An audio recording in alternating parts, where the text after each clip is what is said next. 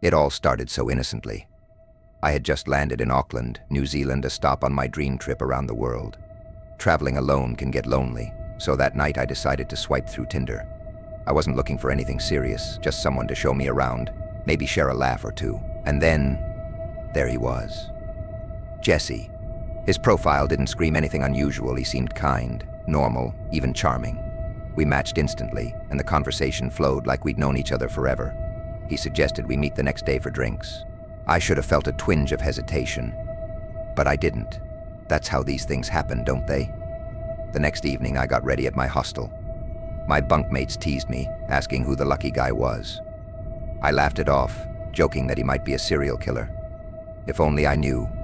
We met at Sky City, a buzzing casino and bar. When I saw Jesse in person, he seemed fine. Tall, clean-cut, with a smile that could put you at ease. He gave me a quick hug, and we headed inside. For the first hour, things felt normal. Drinks, laughter, stories. But then there were the little things. The way he leaned in just a bit too close when he talked. The way his eyes lingered, not on me, but on things, the bracelet on my wrist, the way I held my phone. His smile never quite reached his eyes. Still, I pushed those thoughts away. Don't be paranoid, Grace, I told myself. After a few drinks, we moved to another bar, the Mexican Cafe. It was cozy, and the margaritas were strong. Jesse was charming, quick with jokes, and oddly attentive. He remembered every little detail I mentioned, even the insignificant ones. By the time we reached the third bar, the Blue Stone Room, I'd let my guard down. We were kissing in the corner, laughing like old friends. I even texted my best friend back home, "This guy is amazing. I think I really like him." That was the last message I ever sent. When we left the bar, Jesse suggested going back to his place for a nightcap. I hesitated, but he reassured me it was just around the corner, a quick stop. I remember stepping into the elevator of the City Life Hotel, my heart pounding with the thrill of the night.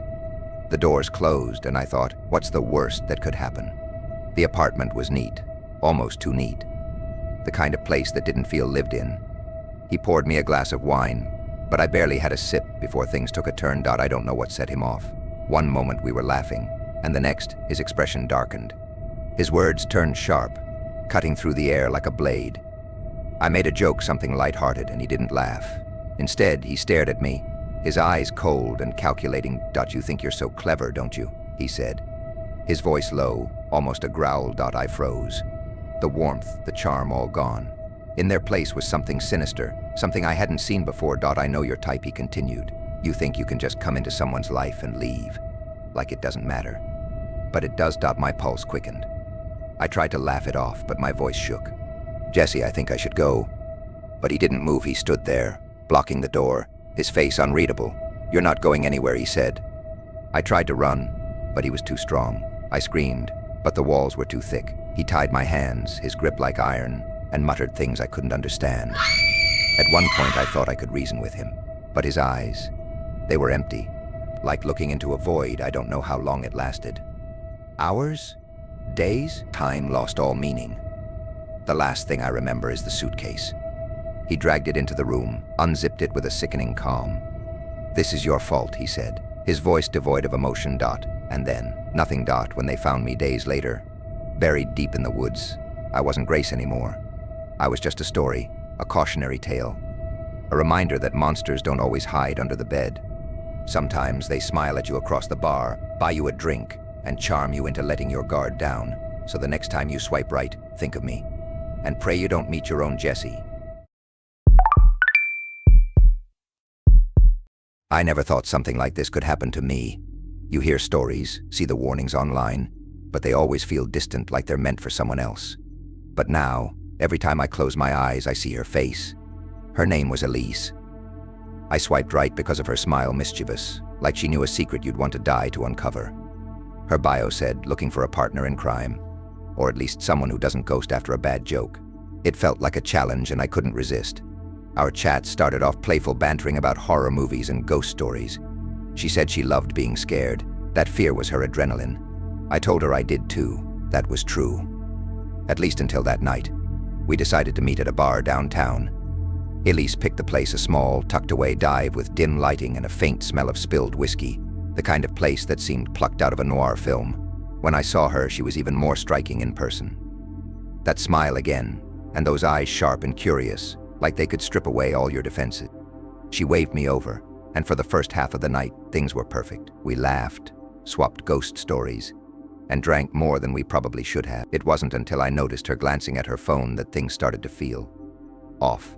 "You expecting someone?" I asked, half joking. She smiled but didn't answer, tucking the phone away. "Just making sure we're not interrupted," she said. That could have meant anything, but it stuck with me. The bar felt quieter suddenly, like the laughter and clinking glasses around us had faded into the background. After a while, Elise suggested we go somewhere else. "I know a place," she said, leaning in close. "It's more private." I hesitated. I didn't know her that well, but the way she looked at me, like she already knew I'd say yes, it was hard to resist. We left the bar and walked to her car. She drove us to an area I didn't recognize. The streets got darker, the houses fewer and farther between. "Where are we going?" I asked, trying to sound casual. "It's a spot I like," she said. "Trust me, you'll love it." When we pulled up, I realized we were at a park empty, except for the rusting swing set and a few scattered picnic tables. The only light came from a flickering street lamp at the edge of the lot. "Are we allowed to be here?" I asked. She grinned. "What's the fun in playing by the rules?" We sat at one of the picnic tables. The air was cold, and the silence felt heavy. Elise seemed different now, quieter. She stared at me, her head tilted slightly, like she was studying me. "Do you believe in fate?" she asked suddenly. The question caught me off guard. "I don't know," I said. "Maybe?" Why, she didn't answer right away. Instead, she reached into her bag and pulled out a small, ornate box. It looked old, faded wood with strange carvings etched into the lid. "I found this a few weeks ago," she said, "at an estate sale. The guy selling it said it was cursed." I laughed nervously. "And you bought it?" "Of course," she said. "I like taking risks." She opened the box, and inside was a small, folded piece of paper. She handed it to me. "Read it," she said, her voice softer now. I unfolded the paper, and my stomach dropped. It was my name, written in dark, jagged letters. Below it was today's date. "What the hell is this?" I asked, my voice shaking. She didn't answer. She just stared at me, her smile gone. "Elise, this isn't funny. I never said it was a joke," she replied. Her voice was calm, almost sad. I stood up, backing away from the table. "I think I'm gonna go," I said. She didn't stop me. She just watched as I turned and walked back toward the car. But as I reached for the door handle, I realized the keys were gone. "Elise," I called out, turning back to her. She was still sitting at the table, but now there was something in her hand, a knife. "Elise," I shouted. She stood up slowly, her movements deliberate. "You should have stayed," she said. "It's safer that way." I ran. I didn't know where I was going, but I ran as fast as I could. The sound of her footsteps followed me, quick and steady. I could hear her laughing, the sound echoing in the empty park. I tripped, falling hard onto the damp grass. When I turned over, she was standing above me, the knife glinting in her hand. "You should have believed me," she whispered. "Fate doesn't like to be ignored." And then everything went black. I woke up hours later, lying in the middle of the park. My phone and wallet were gone, and so was Elise. I stumbled to the nearest road and flagged down a car.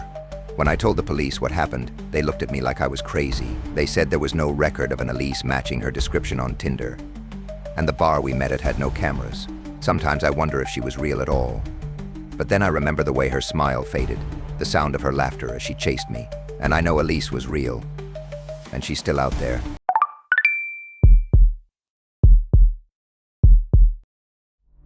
I've always thought of myself as careful. I don't take unnecessary risks, and I like to think I can read people pretty well. But nothing prepares you for the kind of evil that hides behind a smile. It started like any other swipe. Her name was Marissa, her photos were stunning, and her bio was simple lover of true crime and red wine. Let's see where this goes. She seemed perfect. I mean, we all have a bit of morbid curiosity, right? I figured we'd have plenty to talk about. After a few days of texting, we set a date. She suggested an out-of-the-way wine bar downtown, small, intimate, and quiet. It was exactly the kind of place I'd picture someone like her suggesting. When I arrived, she was already there, sitting at a corner table, swirling a glass of red wine. She looked exactly like her photos, but something about her felt. It wasn't anything I could put my finger on, maybe the way her eyes lingered a bit too long, or the way she smiled like she knew a secret I didn't. "Glad you made it," she said, her voice soft but deliberate. We got to talking, and for the first hour it was normal, pleasant even. She was funny, sharp, and seemed genuinely interested in what I had to say. But then, the conversation took a strange turn. "What's the scariest thing you've ever done?" she asked, leaning in. I laughed nervously. "I don't know. Probably watching The Exorcist alone at night when I was 12. What about you?" Her smile widened, but her eyes didn't. "Oh, I've done some things. But the scariest? That's hard to say.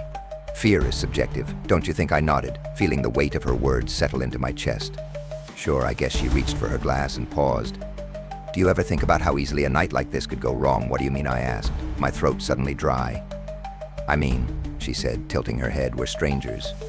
You came here not knowing a thing about me. What if I wasn't who I said I was?" Her tone was light, almost teasing, but there was something in her eyes, something that made my stomach tighten. "I guess I'm just trusting," I said, trying to laugh it off. "Trust is dangerous," she replied, her voice barely above a whisper. I wanted to change the subject, but she wouldn't let it go. She started asking strange, pointed questions. Did I live alone? Did I have family in the area? Did anyone know I was there? My answers became shorter, more guarded. I checked my phone, pretending to look at the time. She noticed. "Am I boring you?" she asked, her tone sharp now. "No, not at all," I lied. "I just have an early meeting tomorrow." Her smile returned, but it felt wrong. "Of course," she said, finishing her wine. "Let me walk you to your car." I hesitated, but what could I say? I didn't want to be rude, and besides, the parking lot was well lit and busy. We walked outside, and for a moment I felt relief. The cool night air was grounding, and the chatter of people leaving the bar reminded me that I wasn't alone. But as we approached my car, Marissa's demeanor shifted again. She stopped walking, standing just a few feet from me. "This was fun," she said, her smile fading. "Yeah," I said, fumbling for my keys. "It was nice to meet you." Before I could unlock the door, she grabbed my wrist. Her grip was ice cold and unnaturally strong. "You're lying," she said, her voice low and flat. "What are you talking about?" I stammered, trying to pull my arm away. "You don't think it was nice? You're scared of me?" I froze. "Marissa, I don't," she interrupted, her grip tightening. "Don't lie to me." I glanced around, but the lot was suddenly empty. "How was that possible?" She leaned in close, her breath hot against my ear. "Do you know how many people go missing after dates like this?" I wrenched my arm free and stumbled backward. "Stay away from me," I said, my voice shaking. She laughed, a sound so cold and hollow it made my skin crawl. "You really thought you could just leave?" I didn't wait to hear more. I turned and ran, my heart pounding so hard it felt like it might burst. I didn't stop until I reached the main road, where I flagged down a cab and jumped in without looking back. When I got home, I locked every door and window. My phone buzzed on the counter, a notification from Tinder. It was a message from Marissa. "You left your jacket in my car. Want to come get it?" I hadn't worn a jacket that night. I blocked her and deleted the app. The next day, I told a friend about what happened. They insisted we look up her profile together. But when we searched for her, it was gone, like she'd never existed. I don't know who or what Marissa really was. All I know is this trust is dangerous. And sometimes, a smile is just the first part of the trap.